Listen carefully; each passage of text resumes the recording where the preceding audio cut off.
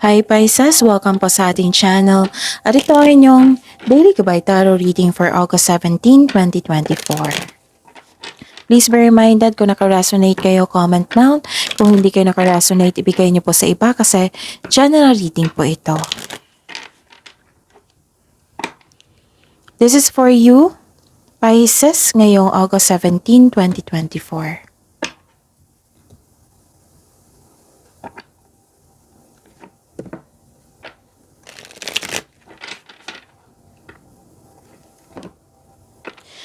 Maraming salamat po sa inyong patuloy na suporta at maraming salamat din po sa mga hindi nag-skip ng ads. Gamitin ang reading na ito bilang gabay lamang sa mga hindi po nag-subscribe. Subscribe na po kayo at click bell notification para malaman nyo na may bago tayong video. Para sa mga gusto magpa-reading po, may lumabas dyan sa screen nyo ngayon. Panoorin nyo po at sundin ang instruction. Calling the attention sa mga suki ko dito na Pisces. Open na po ang inyong Monthly Gabay Tarot Reading for August 2024. Pwedeng nakafocus sa career and money, pwedeng general reading na may kasamang love reading po. So message me Pisces for schedule. Maraming salamat po.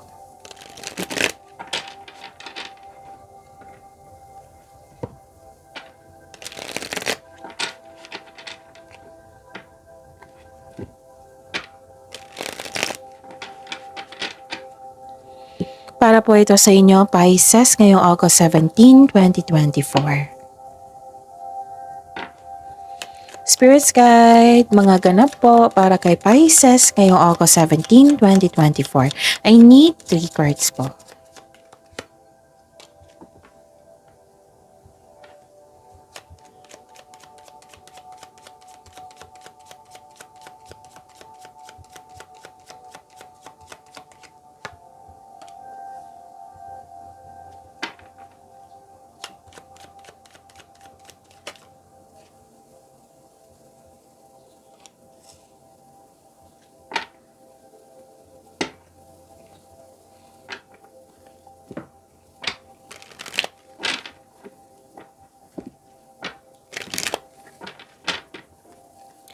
Spirits Guide, Angels, Archangels, Guardian Angels, mensahe niyo po para kay Pisces ngayong August 17, 2024. I need 2 cards po.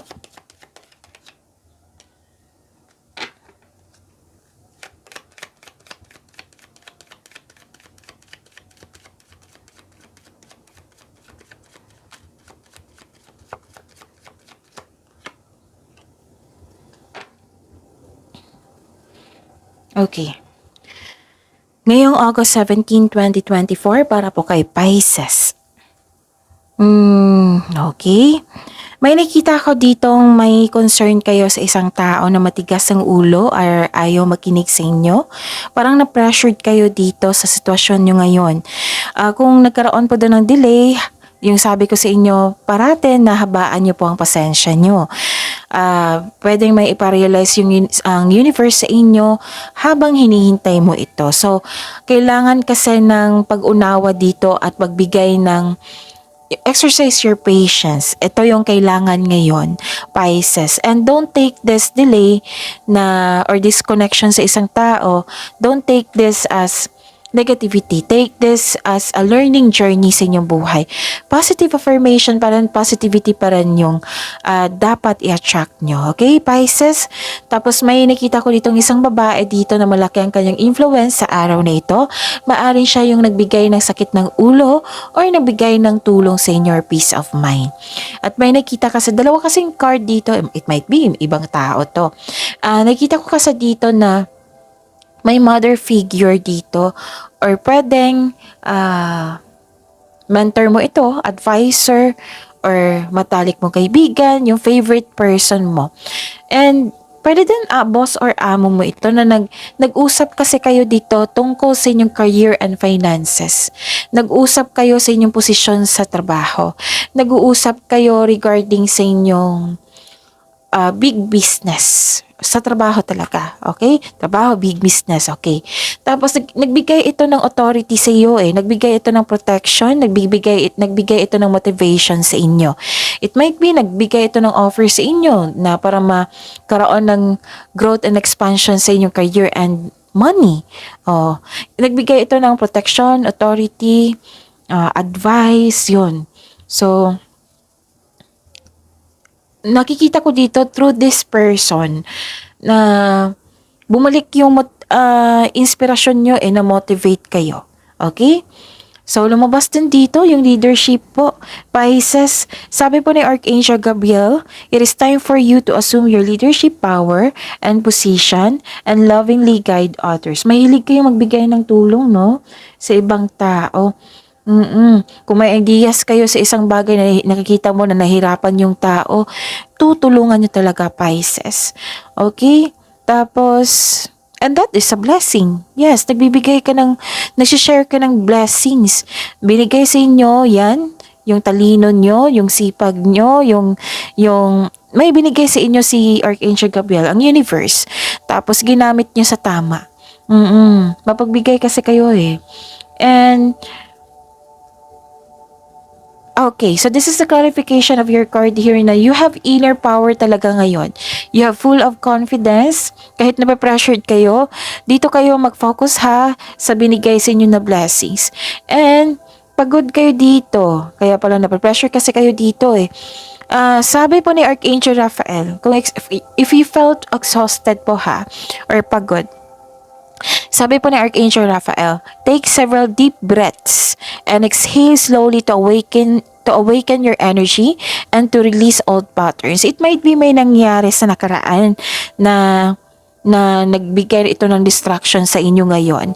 So, sabi ni Archangel Raphael dito na take time to breathe, take time na magpahinga, take time na i-release itong old patterns na nagbigay ng distraction sa inyo.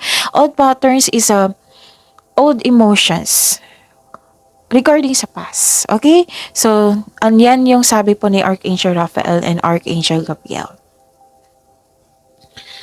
Spirits guide. Ano po ang energy ni Pisces ngayong August 17, 2024?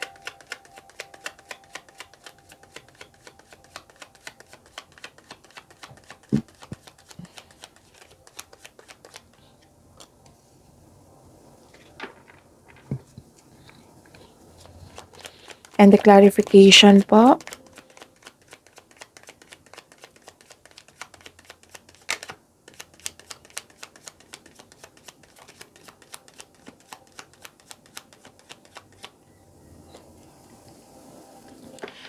So, this is a daily reminder para hindi kayo malito, maguluhan. Panoorin nyo po yung last 4 days gabay tarot reading nyo po. Like for example, napanood nyo ito ngayong August 17, 2024. Panoorin nyo po yung August 16, 15, 14, and 13. Yung sunod-sunod po na date, kahit weekly man yan, kahit monthly man yan, basta sunod-sunod po. Kung may nakita kayong repeating message po, kung may narinig kayong repeating message, kailangan nyo po iyan bigyan ng attention. Kung maaari po, bigyan nyo po ng solusyon at aksyon.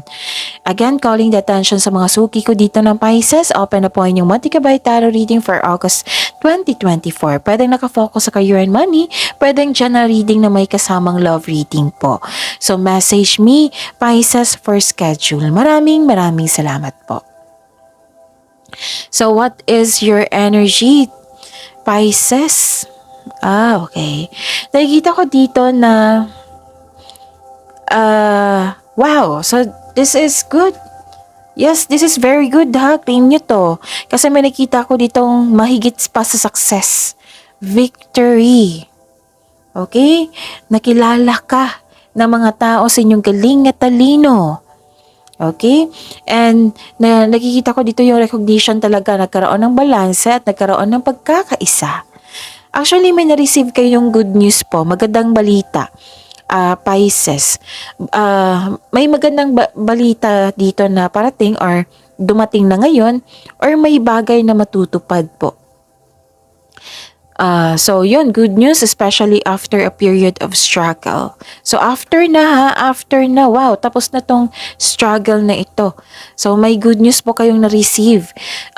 Actually, nakikita ko dito, di ba, may victory.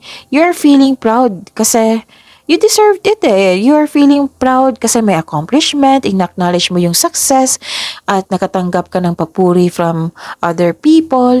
Nagsumikap ka at deserve mo itong tagumpay na ito, Pisces. Allow yourself to shine in this moment.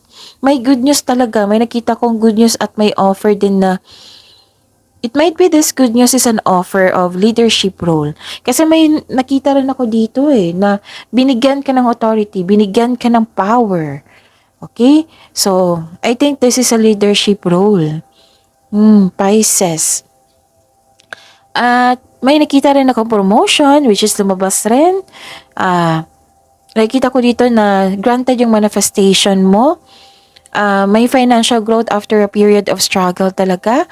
And yung disiplina mo sa trabaho, disiplina mo sa inyong sarili, nagkaroon talaga ng positive outcome. Your discipline and hard work are paying off. So you deserve it to enjoy. Okay? Enjoy mo itong achievement na ito, Pisces. At may paalala po ang card niyo po dito na umiwas po kayo sa taong very greedy or self-centered na tao kasi ang ganda-gandang na-receive nyo eh, di ba? Victory. At marami pang iba. Tapos, ingatan nyo po daw yung kaperahan nyo. Baka makapagasta kayo ngayong araw na ito. Kasi parang napagasta kayo tapos hindi nyo na-check kung balanse pa ba or hindi. Ganon. Ingat lang po. So, paalala lang po ng card niyo po dito. Or pwede din may concern kayo sa isang tao na sobrang focus sa trabaho. Na humihingi ka ng attention. Pwede din na may concern ka sa kanya kasi naging materialistic na hindi marunong mag-handle ng money. Ganun. Spirits guide. Kayo and money po ni Pisces ngayong August 17, 2024.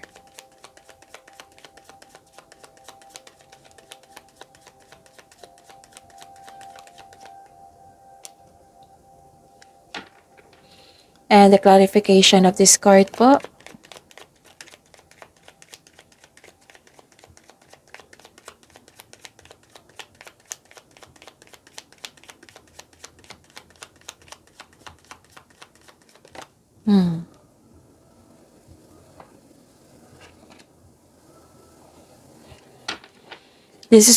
This is for your career and money, Pisces. Okay, what is this?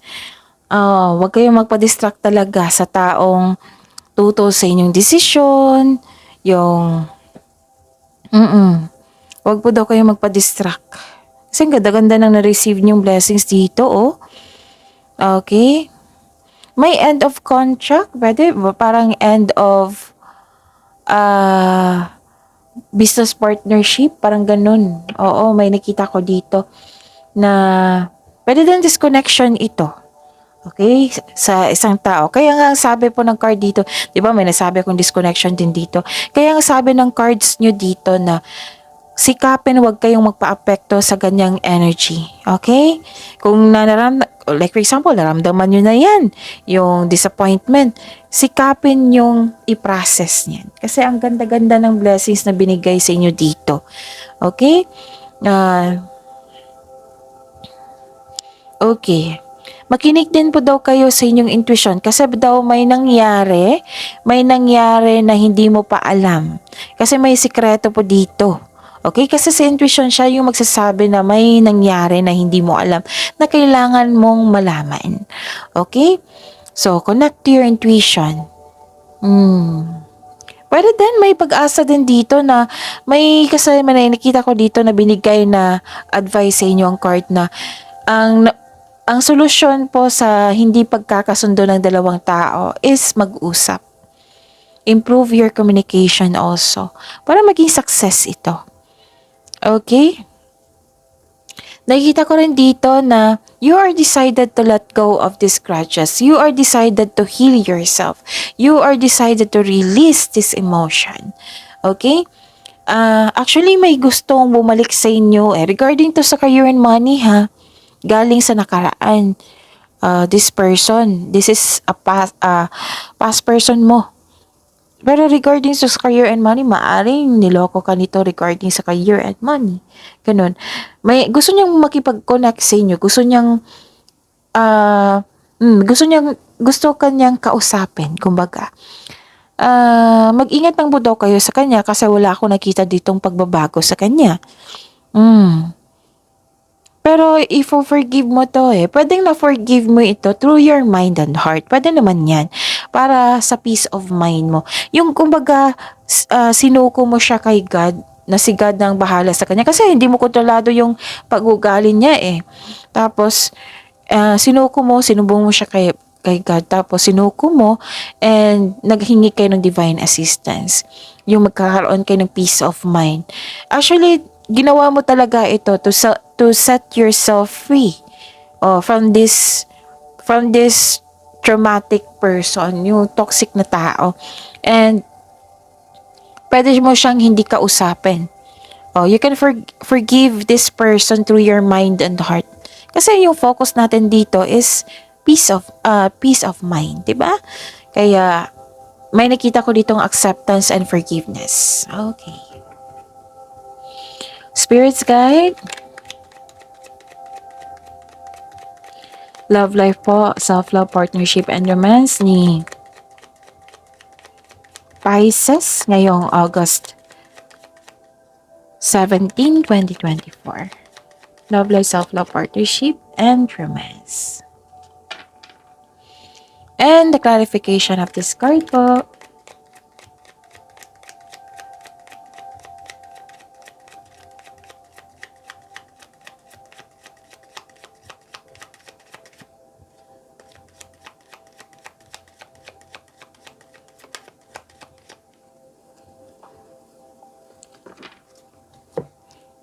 Maraming salamat po sa patuloy na tiwala at suporta sa ating channel at maraming salamat din po sa mga hindi nag-skip ng ads.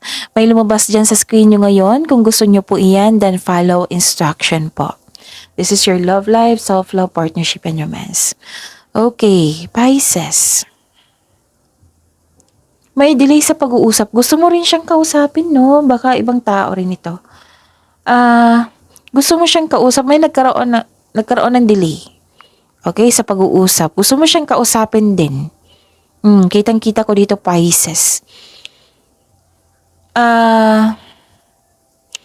Nagkaroon po daw kayo ng plano na nagkaroon ng delay. Okay, so sabi ng card dito na be flexible and patient is what required at this time. Huwag niyong hayaan na masira yung mood nyo, magkaroon kayo ng disappointment kasi this is a learning journey kung paano ka mag-react, magbigay ng action nito. So, focus on kindness, okay? Kasi may disconnection din dito. Maaring nagkaroon ng delay sa pag-uusap. Hindi kasi not everybody na para sa inyo na madaling magbigay ng patawad, madaling mag-process sa inyong nararamdaman na nagbibigay ng madaling desisyon, yung okay na kayo, ganon. Tapos, not everybody kasi na para sa inyo na okay na. It might be nag-a-adjust pa rin siya ngayon, pinaprocess niya yung nararamdaman niya. It might be nag-prepare ito kung ano yung sasabihin, ini-improve niya yung communication skills niya, ganon. Kailangan niyo talagang intindihin. Huwag kayong mainip po daw. Okay? Huwag niyong hayaan talaga na mainip or ma-disappoint. Kasi that is a learning journey Kung, ang sabi dito, kung ano yung reaction na bibigay sa inyo. Kasi, kung kindness yung ibibigay nyo, that is self-development. Yes, nakakabuti yan sa inyo. Okay? Tapos, gusto mo magkaroon ng bagong simula sa inyong sarili. Pwede din gusto mong magkaayos kayo. Oo. Pero yun, nagkaroon lang ng hesitation dito. Binabalanse mo kung dapat bang bibigyan ba ng pagkakataon, dapat bang magkaayos na kayo, dapat bang kalimutan ba, basta nagbabalanse kayo dito. Okay? At actually gusto mo talaga siyang kausapin din. Nanibago ka kasi sa inyong sitwasyon ngayon eh. Ramdam na ramdam ko. Okay? So, i-process mo itong pakiramdam na ito. And I'm hoping na magiging okay na ito. Kasi kung ipaprocess mo ito, magkakaroon talaga ng freedom, magkakaroon ng bagong simula. Okay? Pwede yung move forward, pwede din na bagong simula sa inyong connection. Okay? So that's it, Spices. See you tomorrow. Please like, subscribe, and click bell button for notification para updated po kayo sa daily tarot reading natin. Maraming salamat po.